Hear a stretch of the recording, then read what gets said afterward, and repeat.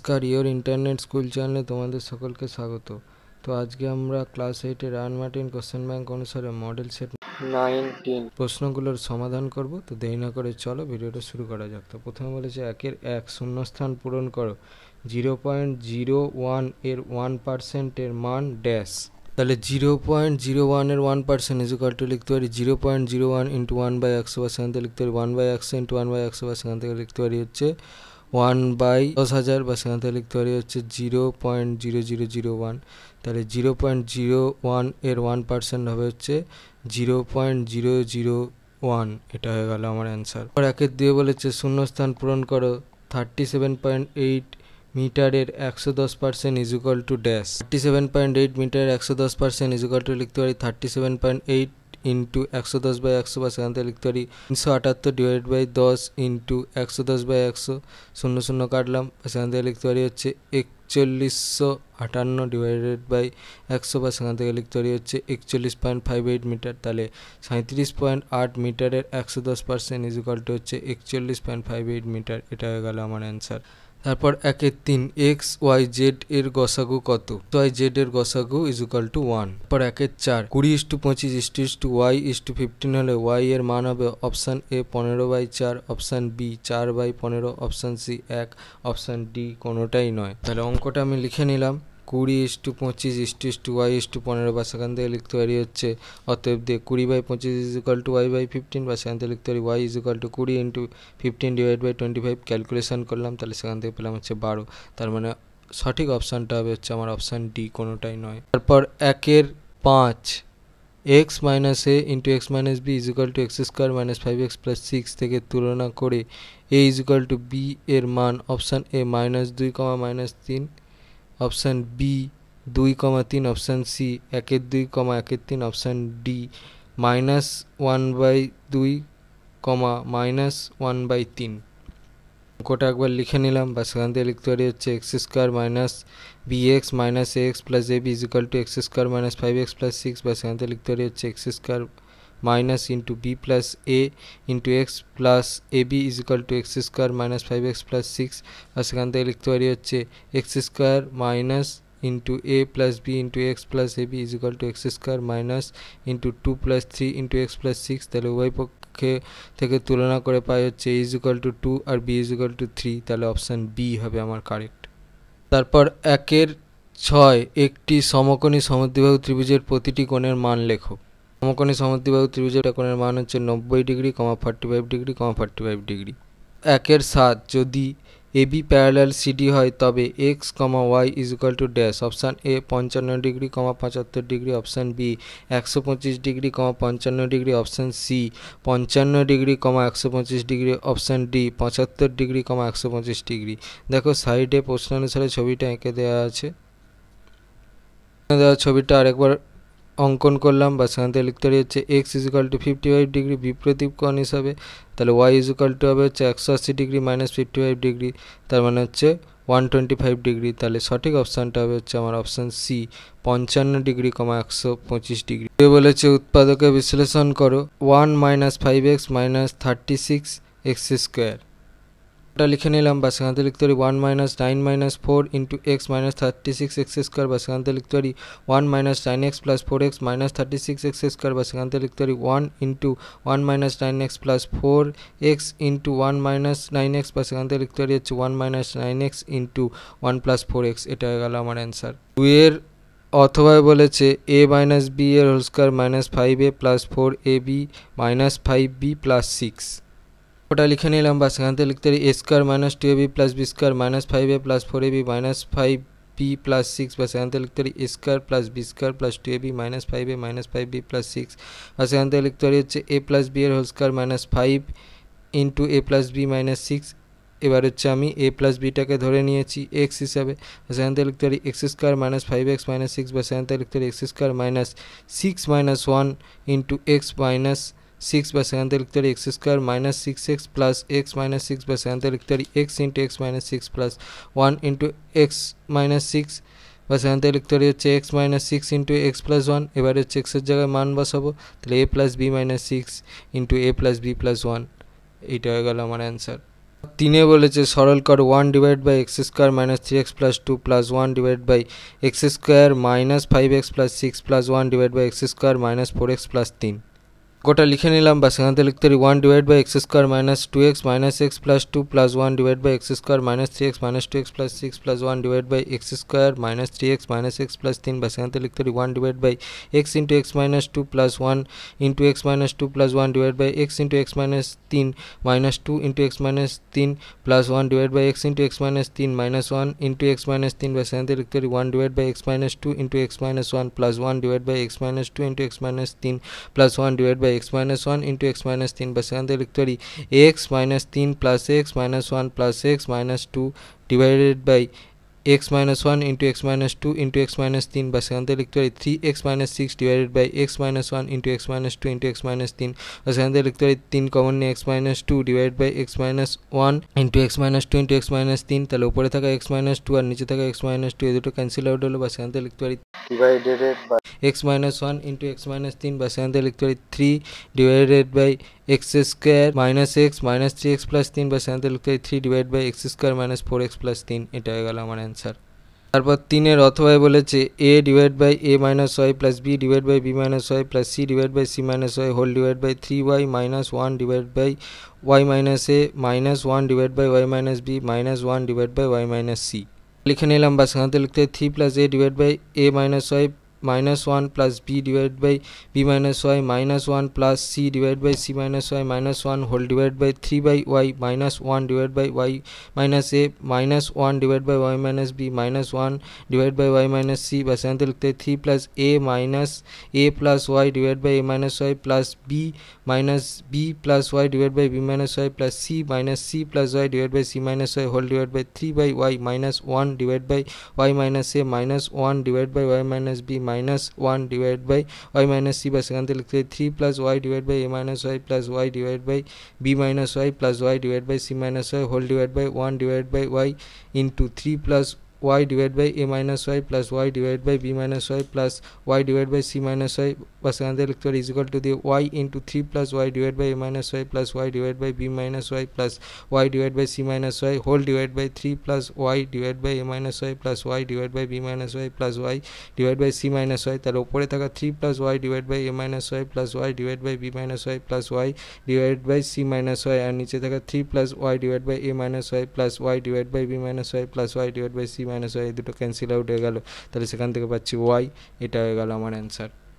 4-এ বলেছে গসাগু নির্ণয় করো a square minus B square minus C square plus 2bc comma b square minus C square minus a square plus 2ac comma c square minus a square minus B square plus 2ab প্রথম সংখ্যামালাটা আমি লিখে নিলাম বা সেখান থেকে লিখতে পারি minus B square plus 2bc minus C square plus A square বা সেখান থেকে মাইনাস কমন নিয়ে লিখতে পারি B square minus 2bc plus C square plus A square বা সেখান থেকে লিখতে পারি হচ্ছে A square minus into B square minus 2bc plus C square বা সেখান থেকে লিখতে পারি A square minus B minus C এর হোল স্কোয়ার বা সেখান থেকে লিখতে পারি এ plus B minus C into A minus B plus C তারপরে সংখ্যামালাটা আমি লিখে নিলাম বা সেখান থেকে লিখতে পারি বি স্কোয়ার মাইনাস কমন নিয়ে C square minus 2ac plus A square বা সেখান থেকে লিখতে পারি বি এর whole square minus C minus A এর হোল স্কোয়ার বা সেখান থেকে লিখতে পারি B plus C minus A into B minus C plus A তারপরে সংখ্যামালাটা আমি লিখে নিলাম বা সেখান থেকে লিখতে পারি সি স্কোয়ার মাইনাস কমন নিয়ে A square plus B square minus 2ab বা সেখান থেকে লিখতে পারি C square minus A minus B এর হোল স্কোয়ার বা সেখান থেকে লিখতে পারি C plus A minus B into C minus A plus B তাহলে এখানে হবে নির্ণেয় গসাগু 1 কারণ কোনোটার সঙ্গে কোনোটার মিল নেই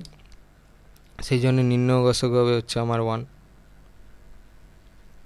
পর 4-এর অথবা বলেছে 5 into x cube minus x comma 4 into x two the power 5 minus x square comma 7 into x two the power 4 minus 1 সংখ্যামালাটা লিখে নিলাম বা সেখান থেকে লিখতে পারি 5x into x square minus 1 বা সেখান থেকে লিখতে পারি 5x ইন্টু এক্স এর হোল স্কোয়ার মাইনাস 1 স্কোয়ার বা সেখান থেকে লিখতে পারি 5x into x plus 1 into x minus 1 তারপর দ্বিতীয় সংখ্যামালাটা আমি লিখে নিলাম বা সেখান থেকে লিখতে পারি 4x square into x cube minus 1 বা সেখান থেকে লিখতে পারি হচ্ছে 4x স্কোয়ার ইন্টু এক্স এর হোল কিউব মাইনাস 1 এর কিউব বা সেখান থেকে লিখতে পারি হচ্ছে 4x square into x minus 1 into x square plus x plus 1 তারপরে সংখ্যামালাটা আমি লিখে নিলাম বা সেখান থেকে লিখতে পারি 7 into x square minus 1 square বা সেখান থেকে লিখতে পারি 7 into x square minus 1 into x square plus 1 বা সেখান থেকে লিখতে পারি 7 ইন্টু এক্স এর হোল স্কোয়ার মাইনাস 1 এর whole square into x square plus 1 বা সেখান থেকে লিখতে পারি হচ্ছে 7 into x plus 1 into x minus 1 into x square plus 1।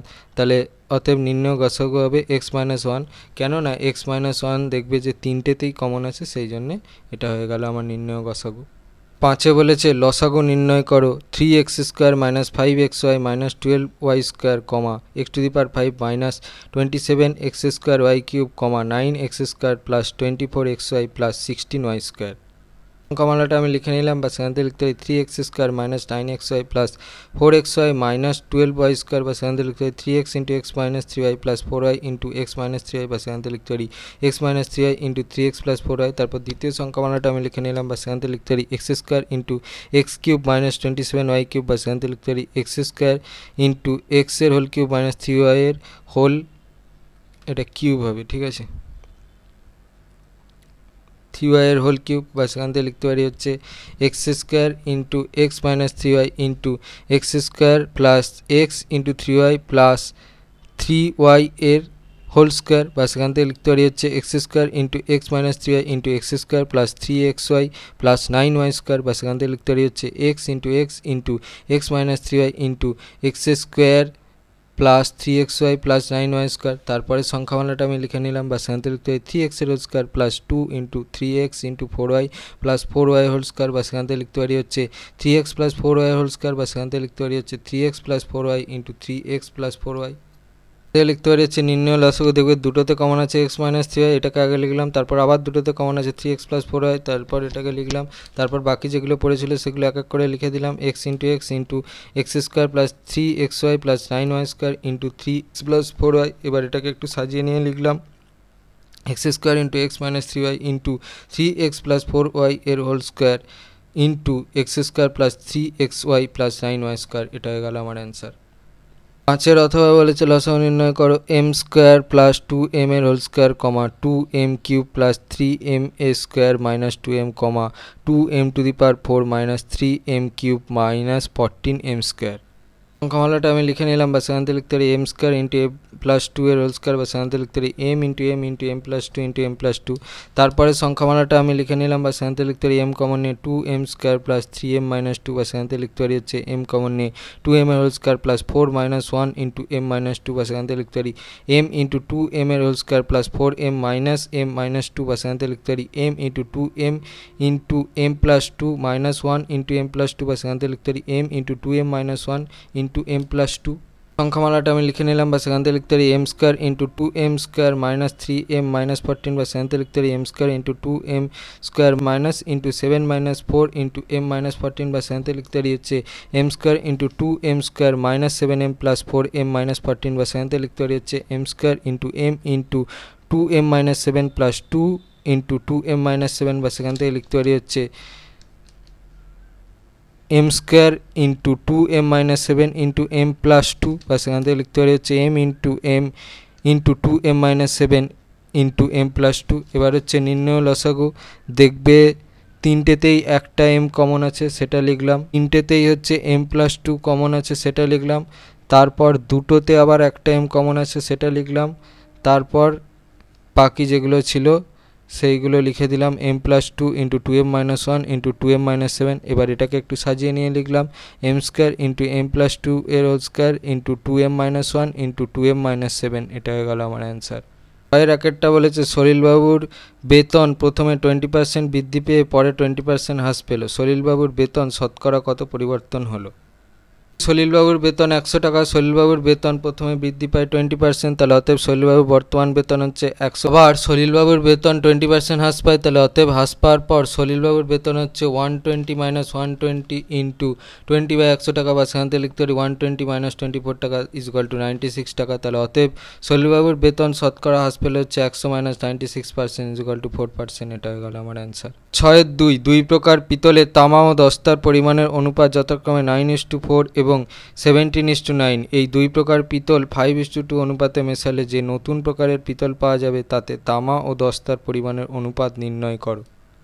মনে করি নতুন প্রকার পিতলে প্রথম ও দ্বিতীয় প্রকার পিতলের পরিমাণ 5x একক ও 2x একক। তাহলে প্রথম প্রকার পিতলে তামা ও দস্তার পরিমাণের অনুপাত = 9:4। তাহলে অতএব 5x একক প্রথম প্রকার পিতলে তামা = 9/9 + 4 × 5x একক, বা সেখান থেকে লিখতে পারি 9/13 × 5x একক, বা সেখান থেকে লিখতে পারি হচ্ছে 45x/13 একক।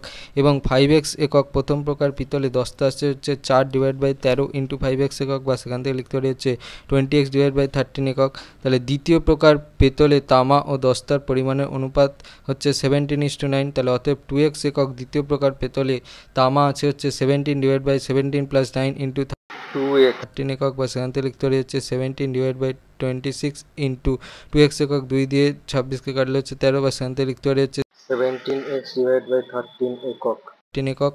তাহলে 2x একক দ্বিতীয় প্রকার পিতলে দস্তা হচ্ছে 9/17 + 9 × 2x একক, লিখতে পারি হচ্ছে 18x/26 একক। তাহলে হচ্ছে 2 দিয়ে কাটলে 2 লং 18 আর 13 দুগুণে 26, তাহলে সেখান থেকে লিখতে পারি হচ্ছে 9x/13 একক। নতুন প্রকার পিতলে তামা আছে হচ্ছে 45x/13 + 17x/13 একক, বা সেখান থেকে লিখতে পারি হচ্ছে 45x + 17x/13 একক, বা সেখান থেকে লিখতে পারি হচ্ছে 62x/13 একক। এবং নতুন প্রকার পিতলে দস্তা আছে হচ্ছে 20x/13 + 9x/13 একক, বা সেখান থেকে লিখতে পারি হচ্ছে 20x + 9x/13 একক, বা সেখান থেকে লিখতে পারি হচ্ছে 29x/13 একক। তাহলে অতএব নতুন প্রকারের পিতলে তামা ও দস্তার পরিমাণের অনুপাত = হচ্ছে 62x/13 * 29x/13 একক, বা সেখান থেকে লিখতে পারি হচ্ছে 62:29। এটা হয়ে গেল আমার অ্যান্সার। 6-3 বলেছে 3:1 অনুপাতে সিরাপ ও জল মেশানো শরবত থেকে কত অংশ তুলে নিয়ে তার পরিবর্তে সমপরিমাণ জল ঢাললে সিরাপ ও জলের পরিমাণ সমান হবে। x একক শরবত আছে, এর y একক শরবত তুলে নিয়ে সমপরিমাণ জল মেশালাম। তাহলে x একক শরবতের সিরাপ আছে হচ্ছে 3/4 × x একক দিয়ে লিখতে পারি 3x/4 একক, এবং জল আছে হচ্ছে x/4 একক। আবার y একক শরবতের সিরাপ আছে হচ্ছে 3/4 × y একক, বা সেখান থেকে লিখতে পারি হচ্ছে 3y/4 একক, এবং জল আছে হচ্ছে y/4 একক। তাহলে x একক শরবত থেকে y একক শরবত তুলে নিলে অবশিষ্ট শরবতের সিরাপ থাকবে হচ্ছে 3x/4 - 3y/4 একক, এবং জল থাকবে হচ্ছে x/4 - y/4 একক। আবার y একক জল মেশালাম, তাহলে অতএব এখন জলের পরিমাণ হলো হচ্ছে x/4 - y/4 + y একক। অনুসারে লিখতে পারি 3x/4 - 3y/4 x/4 - y/4 + y = 1/1, বা সেখান থেকে লিখতে পারি 3x/4 - 3y/4 = x/4 - y/4 + y, বা সেখান থেকে লিখতে পারি 3x - 3y/4 = x - y + 4y/4, বা সেখান থেকে লিখতে পারি 3x - 3y = x - y + 4y, বা সেখান থেকে লিখতে পারি 3x - x = 3y - y + 4y, বা সেখান থেকে লিখতে পারি 2x = 2y + 4y, বা সেখান থেকে লিখতে পারি 2x = 6y, বা সেখান থেকে লিখতে পারি 6y = 2x, বা সেখান থেকে লিখতে পারি y = 2x/6। তাহলে কাটাকাটি করলে পাচ্ছে হচ্ছে 1/3। তাহলে অতএব মোট শরবতের 1/3 অংশ তুলে নিয়ে সমপরিমাণ ঢাললে জল ও সিরাপের পরিমাণের অনুপাত 1:1 হবে, বা সমান সমান হবে। এটা হয়ে গেল আমার অ্যান্সার। পর 6-4 30 জন লোক 15 দিনে একটি গ্রামের রাস্তার 3/7 অংশ সারান। যদি আরও 10 জন লোক কাজটি করতে আসেন তাহলে রাস্তাটির বাকি অংশ সারাতে কতদিন লাগবে? ত্রৈরাশিক পদ্ধতিতে হিসাব করো। এর ভাষায় সমস্যাটি হলো লোকসংখ্যা জন কাজের পরিমাণ সময় দিন। লোকসংখ্যা 30, কাজের পরিমাণ 3/7, সময় 15। লোকসংখ্যা হচ্ছে 30 + 10 40, কাজের পরিমাণ 1 - 3/7 4/7, সময় হচ্ছে হওয়ার। তাহলে লোকসংখ্যা স্থির রেখে কাজ বাড়ালে সময় বেশি লাগবে, সুতরাং লোকসংখ্যা ও সময়ের মধ্যে সরল সমানুপাতিক সম্পর্ক। আবার কাজ স্থির রেখে লোকসংখ্যা বাড়ালে সময় কম লাগবে, সুতরাং লোকসংখ্যা ও সময়ের মধ্যে ব্যস্ত সমানুপাতিক সম্পর্ক। তাহলে বাকি রাস্তা সারাতে সময় লাগবে হচ্ছে 15 × 30/40 × 4/7 / 3/7 দিন। 7 কাটলো, এখানে দুটো শূন্য কাটলাম, তাহলে সেখান থেকে পাচ্ছি হচ্ছে 15 × 3/4 × 4/3 দিন। তাহলে ক্যালকুলেশন করলাম, তাহলে সেখান থেকে পেলাম হচ্ছে 15 দিন। রাস্তাটির বাকি অংশ সারাতে সময় লাগবে হচ্ছে 15 দিন। এটা হয়ে গেল আমার অ্যান্সার। 6-5 দুই প্রকার গুঁড়ো সাবানে সোডা ও সাবান গুঁড়োর পরিমাণের অনুপাত যথাক্রমে 2:3 এবং 4:5। যদি প্রথম প্রকারের 10 কিগ্রার সঙ্গে দ্বিতীয় প্রকারের 18 কিগ্রা মেশানো হয় তবে নতুন গুঁড়ো সাবানে কত অংশ সাবান গুঁড়ো থাকবে?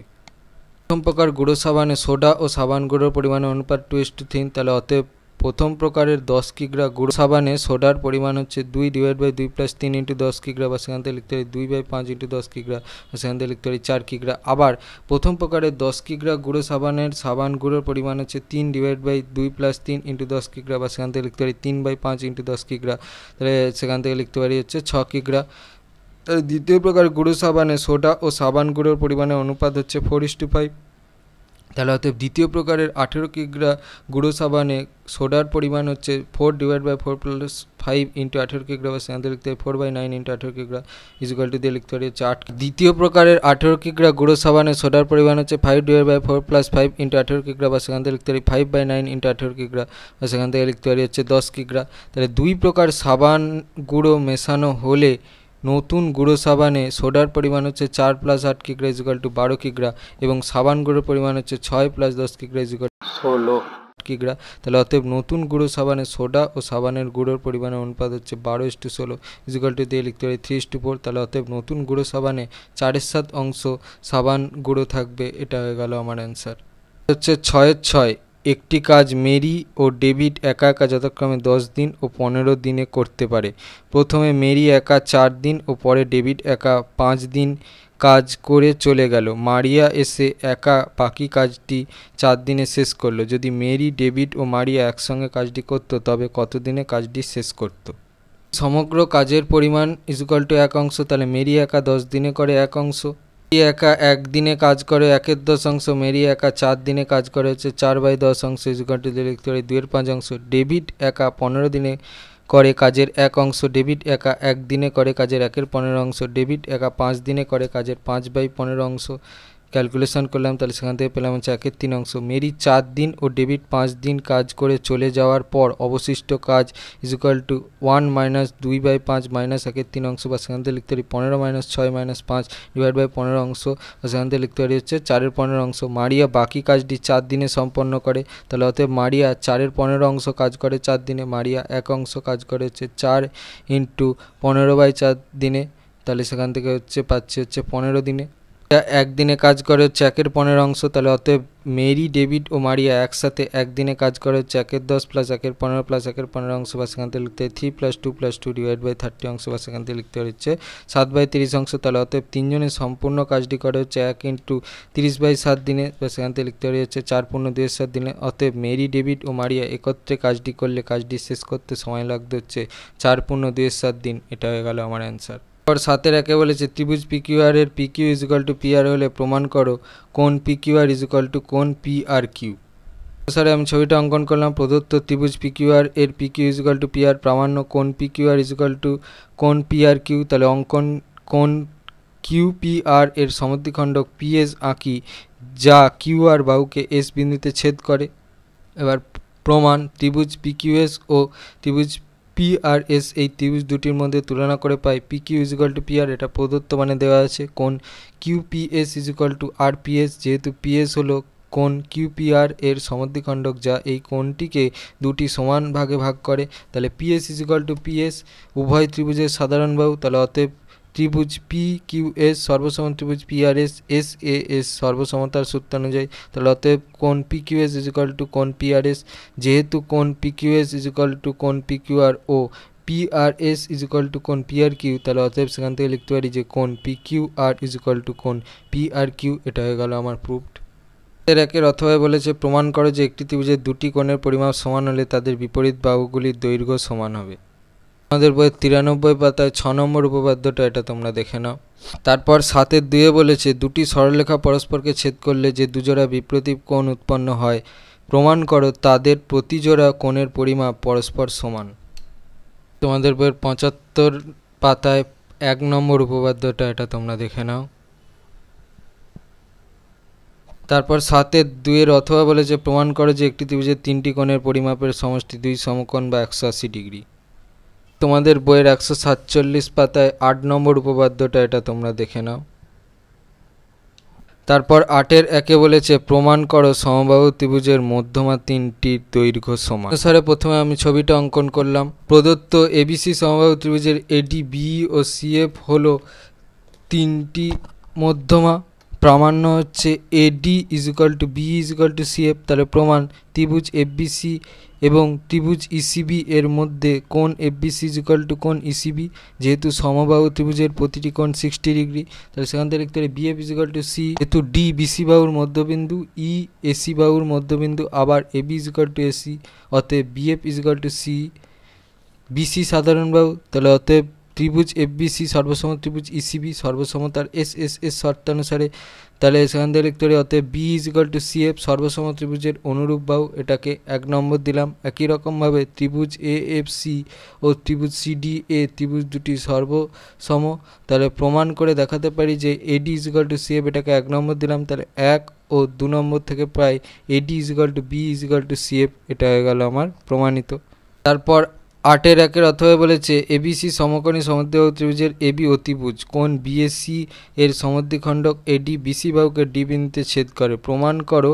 এখানে এটা ছিল না, ঠিক আছে, এটা হবে AC plus CD is equal to AB. অনুসারে আমি ছবিটা অঙ্কন করলাম, তাহলে সেখান থেকে লিখতে পারি হচ্ছে প্রদত্ত এবিসি সমকোণী সমদ্বিবাহু ত্রিভুজের এবি অতিভুজ কোণ বিএসি এর সমদ্বিখণ্ডক এডি বিসি বাহুকে ডি বিন্দুতে ছেদ করে।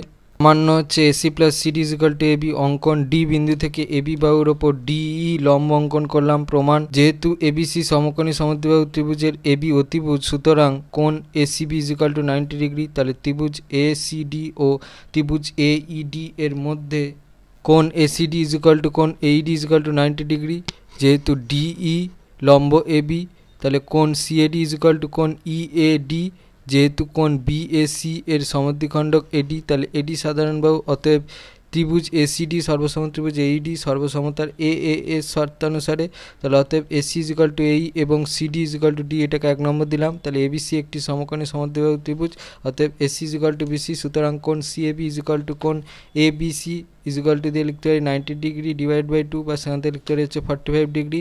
তাহলে অতএব বিডিই সমকোণী ত্রিভুজের কোণ EBD is equal two 45 degree, যেহেতু কোণ ABC is equal two 45 degree, তাহলে অতএব কোণ EBD is equal two 90 degree minus 45 degree is equal two 45 degree. বিডিই সমকোণী সমদ্বিবাহু ত্রিভুজ যার কোণ ইবিডি ইজ ইকুয়াল টু কোণ ইডিবি, অতএব ডিই ইজ ইকুয়াল টু ইবি, এটাকে 2 নম্বর দিলাম। তাহলে 1 ও 2 নম্বর থেকে পাই ডি ইজ ইকুয়াল টু ইবি, এটাকে 3 নম্বর দিলাম। তাহলে AC plus CD is equal two এই প্লাস ডি, 1 নম্বর থেকে পাই ইজ ইকুয়াল টু দিয়ে লিখতে পারি এই প্লাস ইবি, এটা হচ্ছে 3 নম্বর থেকে পাই ইজ ইকুয়াল টু এবি। তাহলে অতএব AC plus CD is equal to AB, এটা হয়ে গেল আমার প্রমাণিত। 8-এর 2-এ বলেছে এবিসি ত্রিভুজের কোণ এবিসি এর অন্তঃসমদ্বিখণ্ডক এবং কোণ এসিবি এর বহিঃসমদ্বিখণ্ডক অর্থাৎ কোণ এসিই এর সমদ্বিখণ্ডক পরস্পর ডি বিন্দুতে মিলিত হয়, প্রমাণ করো। কোণ BDC is equal to half কোণ বিএসি। তোমাদের বইয়ের 149 পাতায় 3 নম্বর প্রয়োগটা, এটা তোমরা দেখে নাও। তারপর 8-এর 2-এর অথবা ABC ট্রাপিজিয়ামের AD parallel BC, AB ও ডিসি তির্যক বাহু এবং কোণ এবিসি ইজ ইকুয়াল টু কোণ বিসিডি, প্রমাণ করো যে এবিসিডি একটি সমদ্বিবাহু ট্রাপিজিয়াম। অনুসারে আমি ছবিটা অঙ্কন করলাম। প্রদত্ত এবিসিডি ট্রাপিজিয়ামের এডি প্যারালাল বিসি এবং কোণ এবিসি ইজ ইকুয়াল টু কোণ বিসিডি। সামান্য এবিসিডি একটি সমদ্বিবাহু ট্রাপিজিয়াম, অর্থাৎ AB is equal to DC. অঙ্কন এ ও ডি বিন্দু থেকে বিসি বাহুর ওপর যথাক্রমে এই ও ডিএফ লম্ব অঙ্কন করলাম। প্রমাণ ত্রিভুজ এইবি ও ত্রিভুজ ডিএফসি এর মধ্যে কোণ এবিই ইজ ইকুয়াল টু কোণ ডিসিএফ, এটা প্রদত্ত। তাহলে কোণ এইবি ইজ ইকুয়াল টু কোণ ডিএফসি, অতএব এই ও ডিএফ বিসি বাহুর ওপর লম্ব, তাহলে এই ইজ ইকুয়াল টু ডিএফ, যেহেতু এডি প্যারালাল বিসি, অতএব এডি ও বিসি বাহুর মধ্যে লম্ব দূরত্ব সমান, তাহলে অতএব ত্রিভুজ এইবি সর্বসম ত্রিভুজ ডিএফসি সর্বসমতার এ এস শর্তানুসারে, তাহলে অতএব AB is equal to DC সর্বসম ত্রিভুজের অনুরূপ বাহু, এটা হয়ে গেল আমার প্রমাণিত। ভিডিওটা ভালো লেগে থাকে তাহলে ভিডিওটাকে অবশ্যই লাইক করে দাও এবং আমাদের চ্যানেলটাকে অবশ্যই সাবস্ক্রাইব করে দাও। এই ধরনের ভিডিও নোটিফিকেশান জলদি পেতে হলে আমাদের চ্যানেলটাকে সাবস্ক্রাইব করার পাশাপাশি পাশে থাকা বেল আইকনে গিয়ে অবশ্যই ক্লিক করে দাও, যাতে করে ভিডিও আপলোড হয় সাথে সাথে তোমরা তার নোটিফিকেশান পেয়ে যাও। আর দেখবে এই ভিডিও ডিসক্রিপশানে আমাদের টেলিগ্রাম এবং হোয়াটসঅ্যাপ গ্রুপের লিঙ্ক দেওয়া আছে, সেখানে তোমরা জলদি জয়েন হয়ে যাও। এই সমস্ত কোশ্চেন অ্যান্সারের সলিউশনের পিডিএফ এবং অন্যান্য সাজেশনের ফ্রি পিডিএফগুলো জলদি কালেকশন করার জন্য। তো আজকের মতো ভিডিওটা এই পর্যন্তই, দেখা হচ্ছে পরবর্তী ভিডিওতে।